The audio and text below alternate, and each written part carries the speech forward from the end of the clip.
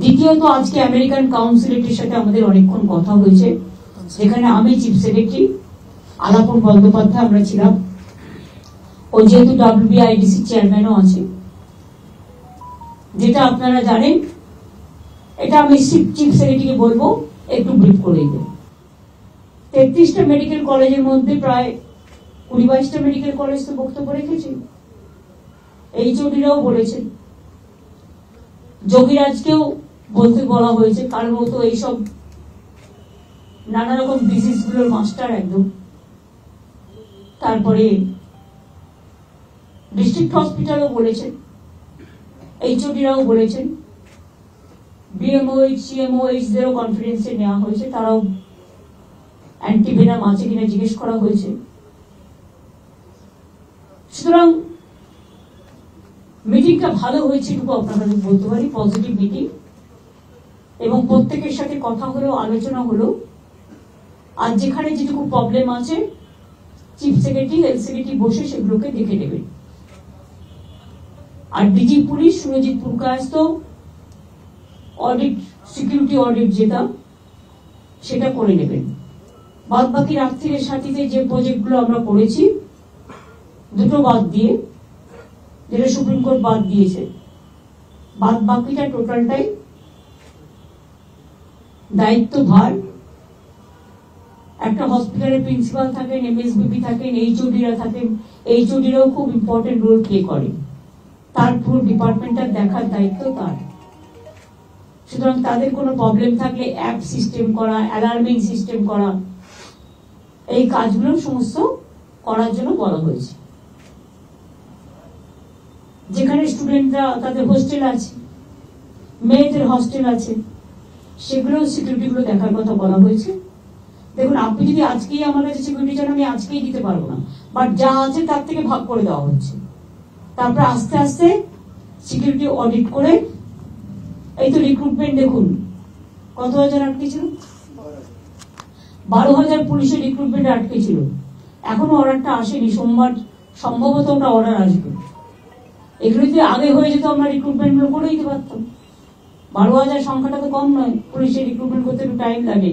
তাও আমি বলেছি বেশি টাইম না নিয়ে, ডাক্তাররা যেমন আমি এখন অ্যালাউ করে দিয়েছি, যারা PGT করে মনে করুন, বা MS করে, MD করে, নানা রকম আছে, তো তারা WB মানে ইন্টার্ন করবার পর তাদের আমি বলেছি তারা পড়াশোনাও করবে, আবার তারা চিকিৎসাটাও করবে, সেরকম পুলিশের ডিউটিও করবে, আবার ট্রেনিংটাও নেবে।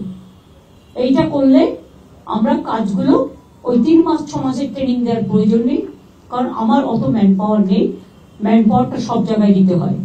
তার মধ্যে পুজো আসছে, শুনছি কেউ কেউ আবার কোর্টে চলে যাচ্ছে, কোর্টের কাছে আমি আবেদন করতে পারি না, কিন্তু আমি এটুকু চাই 112 ফুট কেউ প্রতিমা করবে, তাতে স্ট্যাম্পেড হয়ে গেলে দায়িত্বটা কে নেবে?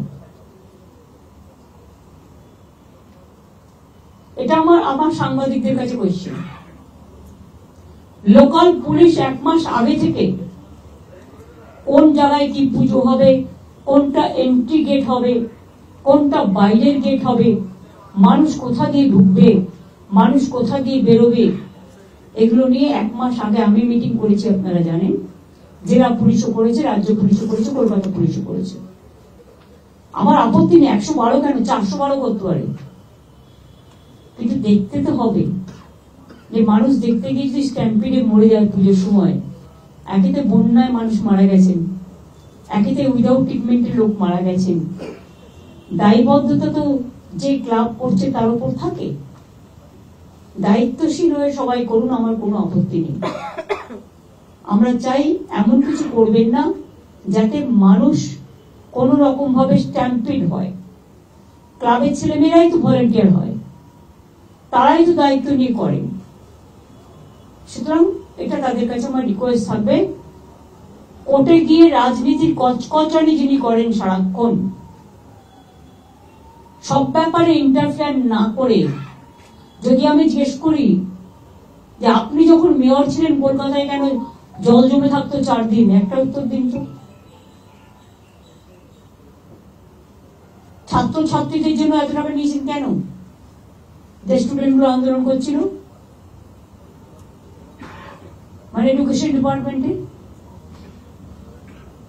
কথায় কথায় কোর্ট, আর কোর্ট মানেই তো কালকে সুপ্রিম কোর্টের অর্ডার শুনেছেন। আমরা কোনো জাস্টিস খারাপ হোক আমি চাই না, আমাদের পক্ষেও দেওয়ার দরকার নেই, কিন্তু যেটি জেনুইন বিচারের রায় যেন নীরবে নিভিতে না কাঁদে, আর এমন কোনো না কিছু না হয় যাতে মানুষ বিপদে পড়ে। মানুষকে বাঁচিয়ে, মনে রাখবেন ল এন্ড অর্ডারটা কিন্তু স্টেট সাবজেক্ট।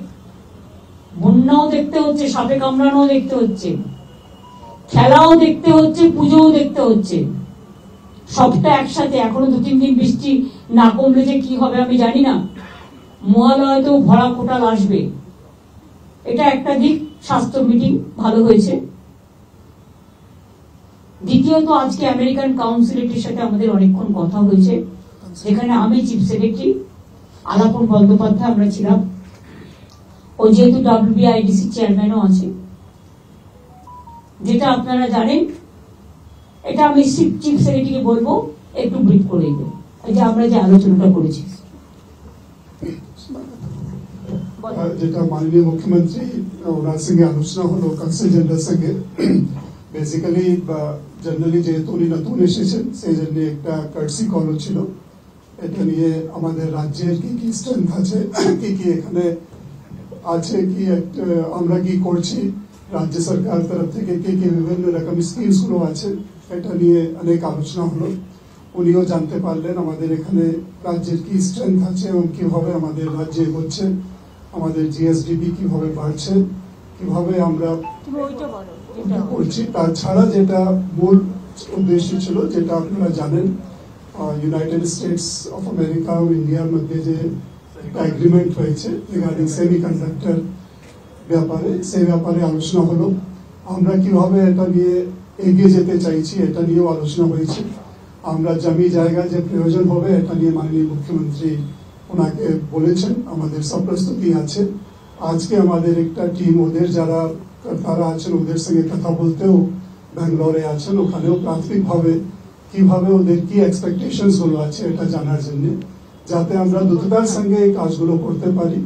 এবং মাননীয় মুখ্যমন্ত্রী বলেছেন একটা টাইম লাইন ফিক্স করে যাতে আমরা এটাকে রূপ দিতে পারি। এই ব্যাপারে আমাদেরকে ওদের সঙ্গে পারস্পরিক সম্পর্ক রেখে এটাকে করতে হবে।